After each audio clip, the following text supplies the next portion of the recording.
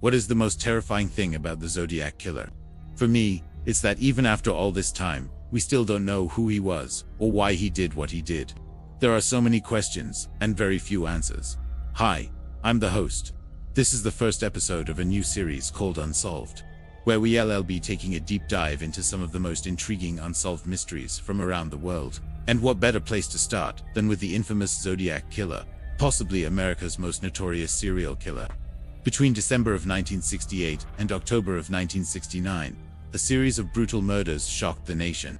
5 young people were found shot to death in Northern California, 4 of them in San Francisco, and 1 in the neighboring town of Vallejo. All of them had been out on a Friday night, and all of them met the same grim fate.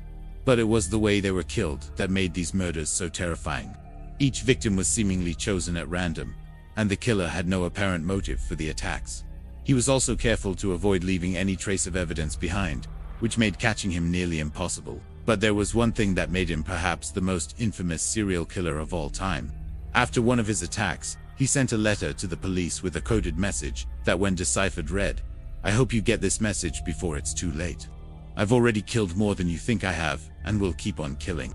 Signed, Zodiac." The police would later confirm that the signature on that letter matched the signature on letters sent by the killer after 2 other attacks. He became known as the Zodiac Killer. The case went cold after the last murder in October of 1969. But the fear he instilled in the public has never faded. People still wonder if he's out there, and if he might strike again. Some believe the Zodiac Killer may have been Richard Ramirez, the man who went on a killing spree in the 1980s. Although Ramirez was never charged in any of the Zodiac cases, and he's since died.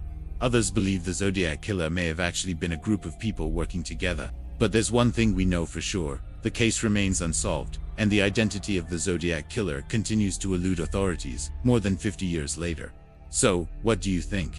Was the Zodiac Killer a lone gunman, or part of a larger group? Let me know your thoughts in the comments below. And if you like this episode, make sure to stay tuned for more in the series. Thanks for watching. See you next time.